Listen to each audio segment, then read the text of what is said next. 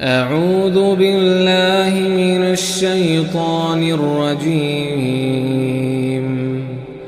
بسم الله الرحمن الرحيم. ألف لام ميم.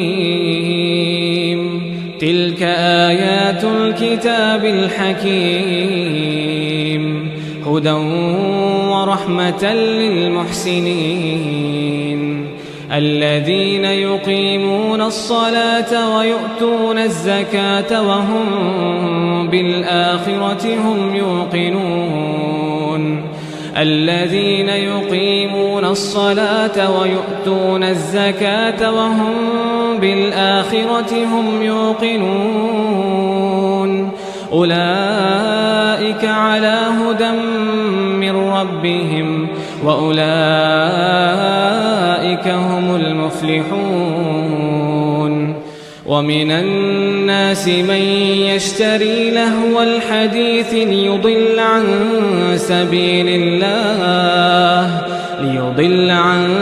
سبيل الله بغير علم ويتخذها هزوا أولئك لهم عذاب مهين. وإذا تتلى عليه آياتنا ولى مستكبرا كأن لم يسمعها كأن في أذنيه وقرا فبشره بعذاب أليم. إن الذين آمنوا وعملوا الصالحات لهم جنات النعيم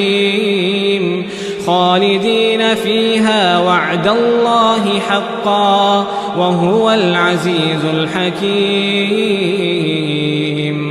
خلق السماوات بغير عمد ترونها وألقى في الأرض رواسي أن تميد بكم وبث فيها من كل دابة وأنزلنا من السماء ماء فأنبتنا فيها من كل زوج كريم. هذا خلق الله فأروني ماذا خلق الذين من دونه بل الظالمين في ضلال مبين. ولقد آتينا لقمان الحكمة أن اشكر لله ومن يشكر فإنما يشكر لنفسه ومن كفر فإن الله غني حميد. وإذ قال لقمان لابنه وهو يعظه يا بني لا تشرك بالله إن الشرك لظلم عظيم.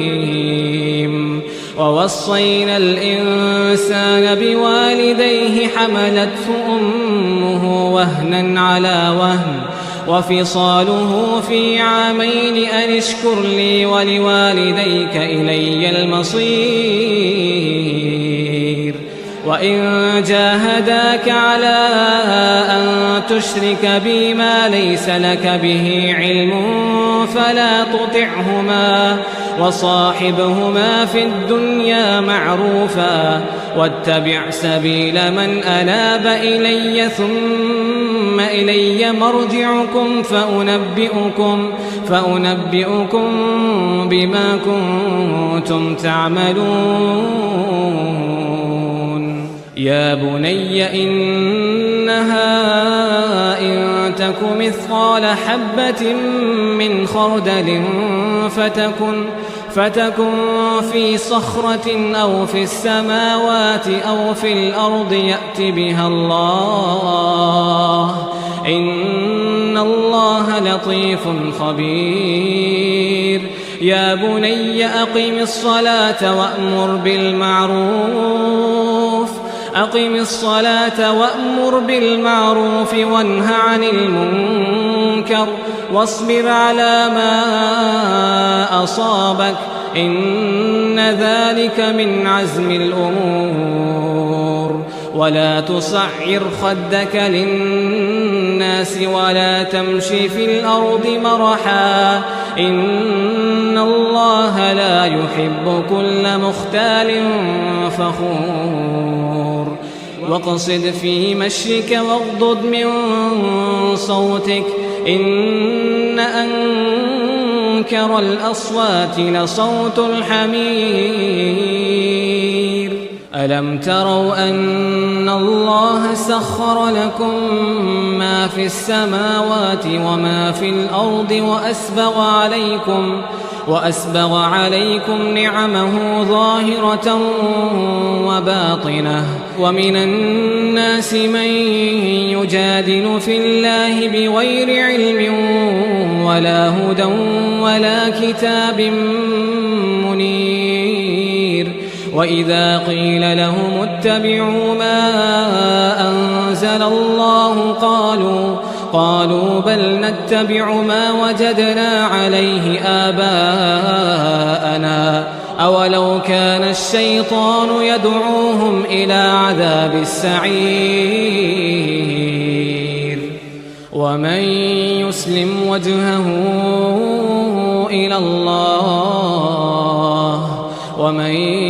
يسلم وجهه إلى الله وهو محسن فقد استمسك بالعروة الوثقى وإلى الله عاقبة الأمور ومن كفر فلا يحزنك كفره إلينا مرجعهم فننبئهم بما عملوا إن الله عليم بذات الصدور نمتعهم قليلا ثم نضطرهم إلى عذاب غليظ ولئن سألتهم من خلق السماوات والأرض ليقولن الله قل الحمد لله بل أكثرهم لا يعلمون لله ما في السماوات والأرض إن الله هو الغني الحميد ولو أن ما في الأرض من شجرة أقلام والبحر يمده من بعده 7 أبحر ما نفدت كلمات الله إن الله عزيز حكيم ما خلقكم ولا بعثكم إلا كنفس واحدة إن الله سميع بصير ألم تر أن الله يولج الليل في النهار ويولج النهار في الليل وسخر الشمس والقمر كل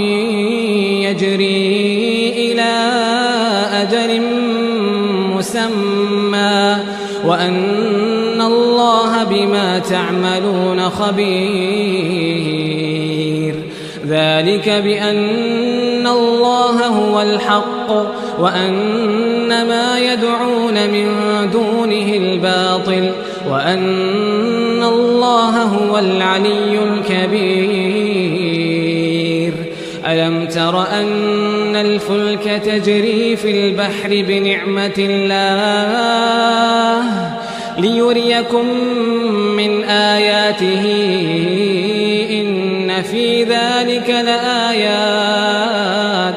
إن في ذلك لآيات لكل صبار شكور وإذا غشيهم موج كالظلل دعوا الله مخلصين له الدين فلما نجاهم إلى البر فمنهم مقتصد وما يجحد بآياتنا إلا كل ختار كفور يا أيها الناس الناس اتقوا ربكم واخشوا يوما لا يجزي والد عن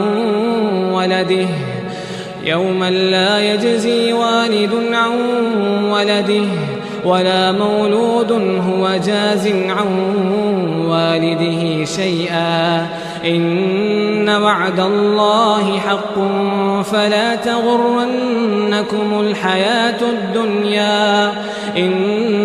وعد الله حق فلا تغرنكم الحياة الدنيا ولا يغرنكم بالله الغرور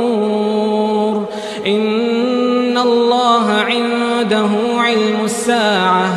وينزل الغيث ويعلم ما في الأرحام وما تدري نفس ماذا تكسب غدا وما تدري نفس بأي أرض تموت وما تدري نفس ماذا تكسب غدا وما تدري نفس بأي أرض تموت